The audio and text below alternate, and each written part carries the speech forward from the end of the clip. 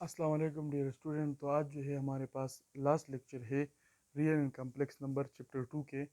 और पिछले लेक्चर में जो है हमने addition of matrix, subtraction of matrix और कम्प्लेक्स नंबर के कंसेप्ट पढ़ा था। तो आज के लेक्चर में जो है हम मल्टीप्लिकेशन और डिवीजन ऑफ मैट्रिक्स पढ़ेंगे। तो हमारे पास दो मतलब सबसे पहले हम जनरल डिस्कस करेंगे। भी उसी तरह हमने दो कम्प्लेक्स नंबर ले लिया a प्लस बी आयोटा, और z2 मैंने ले लिया सी प्लस डी आयोटा। तो अब हम इसको किस तरह मल्टीप्लाई करेंगे कि z1 लिखेंगे और z2 लिखेंगे। तो a प्लस बी आयोटा आ गया, और मल्टीप्लाई ये डॉट से मल्टीप्लिकेशन को रिप्रेजेंट करते हैं, सी प्लस डी आयोटा आ गया। तो अब मल्टीप्लिकेशन का ये रूल है कि ये जो नंबर है ये वाला, ये इन दोनों के साथ मल्टीप्लाई होगा, फिर ये वाला जो है ये इन दोनों के साथ मल्टीप्लाई होगा, जिस तरह हम सिंपल करते हैं। ठीक है, तो हमारे पास z1 z2 आ गया। अब ये जब इसके साथ मल्टीप्लाई हुआ तो ac आ जाएगा। ये मैं जनरली इस वजह से कर रहा हूँ, मैं डायरेक्टली क्वेश्चन करूँगा, लेकिन इसके पास आपके पास डायरेक्टली फार्मूला आ जाएगा। अगर किसी भी MCQs की जगह पे अगर आप वो फार्मूला डायरेक्टली अप्लाई कर ले तो आपके पास डायरेक्टली आंसर ही आएगा। ठीक है ना। तो AC आ जाएगा, फिर A D iota plus B C iota plus B और डी आ जाएगा, और जब अयोटा अयोटा मल्टीप्लाई होगा तो अयोटा स्क्वायर आ जाएगा, बी डी अयोटा स्क्वायर। तो इधर आप देख ले ए सी प्लस इन दोनों में अयोटा कॉमन है तो आ जाएगा A D plus B C iota plus B D.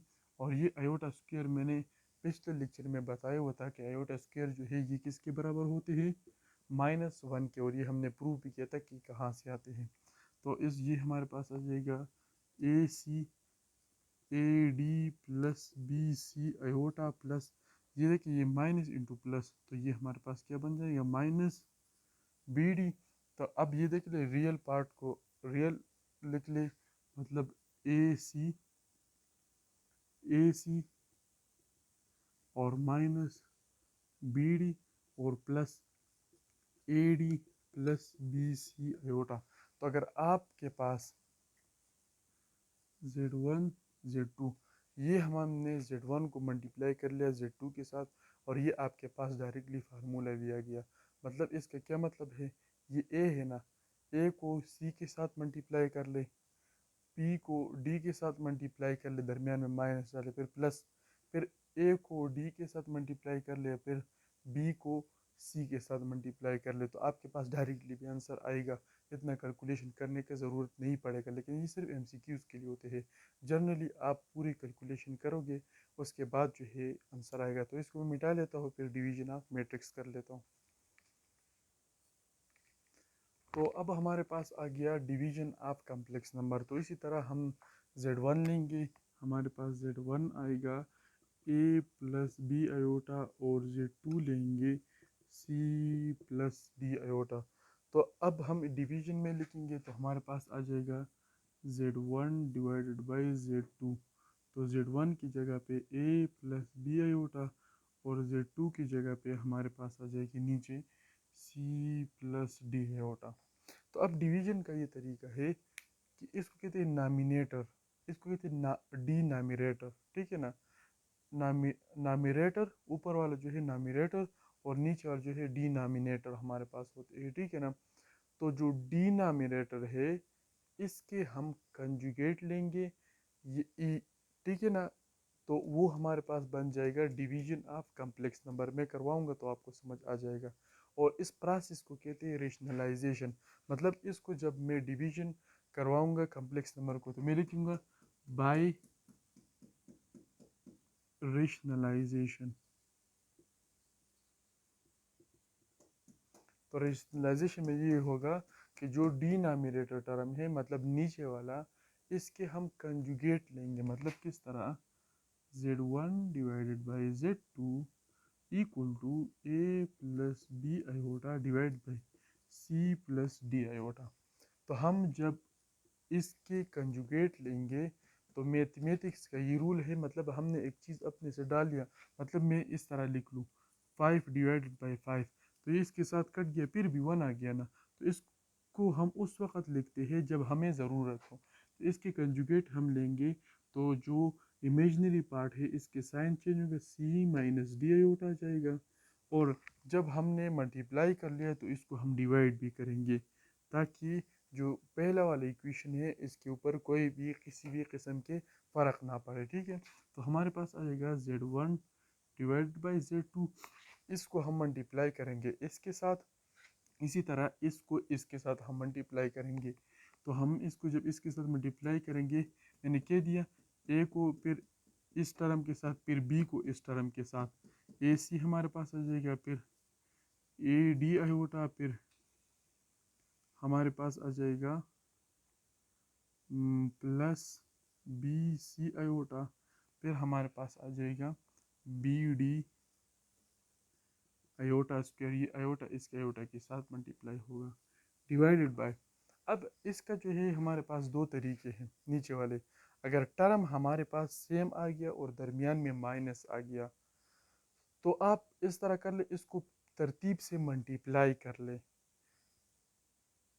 और इधर लिख ले, ठीक है ना। एक ये तरीका हो गया। दूसरा तरीका ये है कि हमारे पास आप चैप्टर नंबर 4 अलजिब्रा में एक फार्मूला पढ़ोगे कि जब कभी भी हमारे पास ए प्लस बी हो और ए माइनस बी हो, ये हमारे पास क्या होते हैं, एक फार्मूला होते हैं। तो उस फार्मूले के तहत जो है हम इसको लिख लेते हैं क्या, ये आ गया ए प्लस बी इक्वल टू सी, तो इसको हम लिखते हैं ए स्क्वेयर माइनस बी स्क्वेयर, मतलब हम डायरेक्टली लिख लेते हैं। अगर टर्म हमारे पास सेम हो और एक पे प्लस हो दूसरे में माइनस, तो आप इधर देख ले, ये भी टर्म सेम है, ये भी टर्म सेम है, एक में माइनस है एक में प्लस, तो आप इसको डायरेक्टली इस तरह भी लिख सकते हो, C square minus D square और आयोटा का स्क्वेयर। ये देखिए ये आयोटा भी है, इसको जेन में रखना है कि आयोटा को भूलना नहीं है कि आयोटा के भी स्क्वेयर लेना है। तो आयोटा स्क्वेयर जो है हम लिख लेते हैं z1 divide by z2 equal to, अब देख ले जो रियल हमारे पास होगा ए सी माइनस ए डी, ये अपनी जगह पे आ जाएगा और इन दोनों में आयोटा कामन है ना, तो ये आयोटा आ जाएगा बी सी आयोटा इससे कामन। अब ये देख ले आयोटा स्क्वेयर जो है ये किसके बराबर होते हैं, बी डी, और आयोटा स्क्वेयर -1 के बराबर होते हैं।